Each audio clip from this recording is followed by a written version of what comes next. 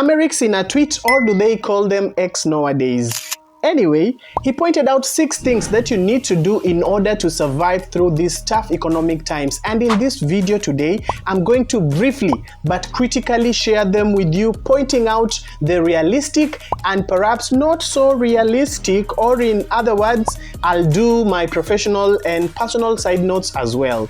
Without doubt, we live in tough economic times and everyone is looking for a way to survive, to manage, or even perhaps to thrive. And by the way, for those who do not know who Amerix is, then let me give you a brief introduction. He's one of the most influential, although some people like referring to him as controversial, and probably because he's a very strongly opinionated guy on a mission, as he says, to empower the boy child and bring out the man that is inside them. His tweets, which famously ran on the hashtag Masculinity Saturday, have some of the no beating around the bush sentiments and statements that you can never hear about. But what many people don't know is that he's a reproductive health expert who is based in Bungoma, Kenya, and many will be forgiven to think that he is the guy over here because of his profile photo, but then the true face of Amerix is this one right here. So before we jump into the list, please watch till the end and tell me on the comment section below, which one of these 6 ideas did you find the craziest? Also, take a moment to like this video, and if you are new here, please consider subscribing because there's a lot to learn on financial literacy, financial education, investment, financial planning, business plans, and ways to make money. My name is Brian, and let's jump into it.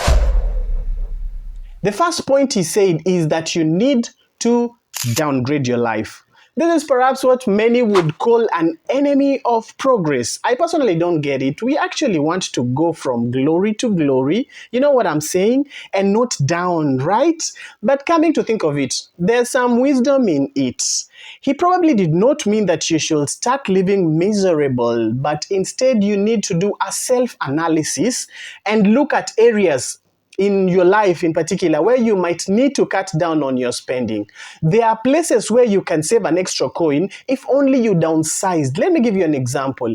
If you have been using 30, 40 or 100 Mbps on internet, for example, which you pay 10K or 6K monthly, depending on the provider, you can actually go for half that speed, or like something like 10 Mbps where you can pay half or fraction of what you're already paying right now.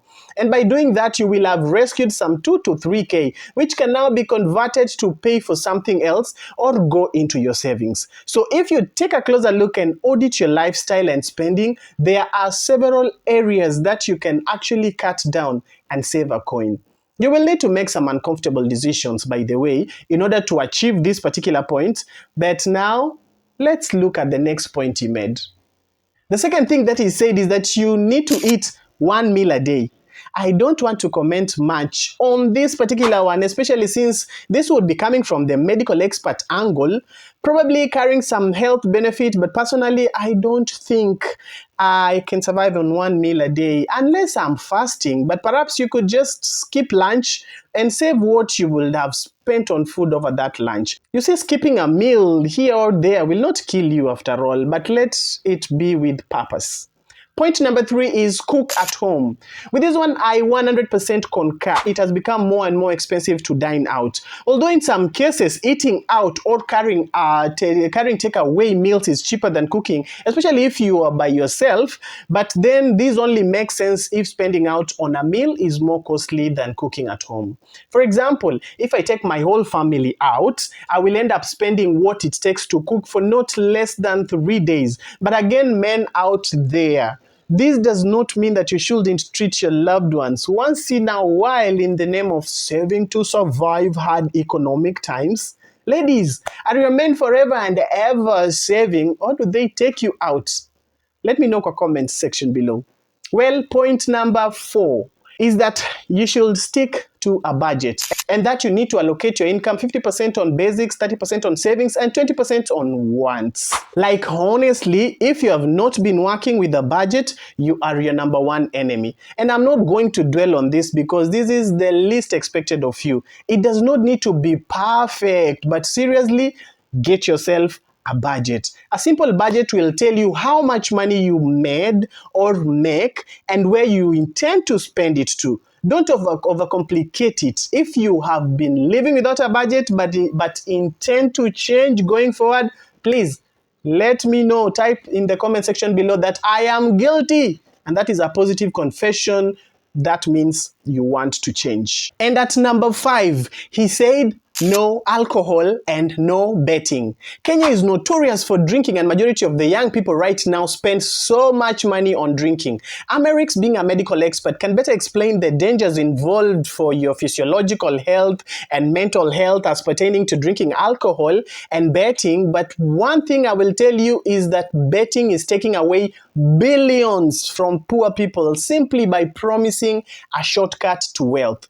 Trust me, that addiction can ruin your life because it only feels like I'll just do a little and stop or maybe win. But by the time you're so deep in, your financial plans will be completely ruined.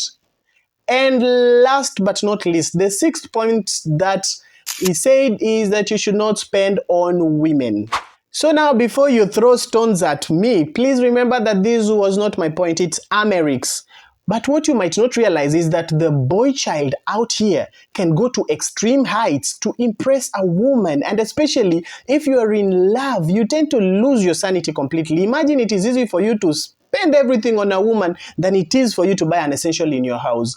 I know some of you will be going like, nah, huyo ni simp. Labda, but just know kila nyani na siku yake. Just don't judge. If you can control yourself in this line, you have conquered the biggest giant in your life. And seriously, I hope you do conquer it.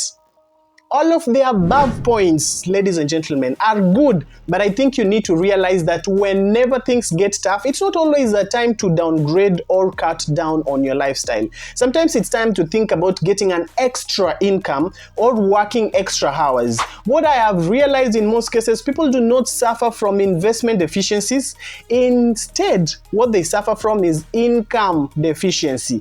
Constantly find a way to create an extra income, and I did this video right here for exactly that. Skills that you might need to learn to make an extra income, and I will leave a link on the description below. Don't forget to leave a like and subscribe, and let me know in the comment section below what was your craziest point from the Amerix 6.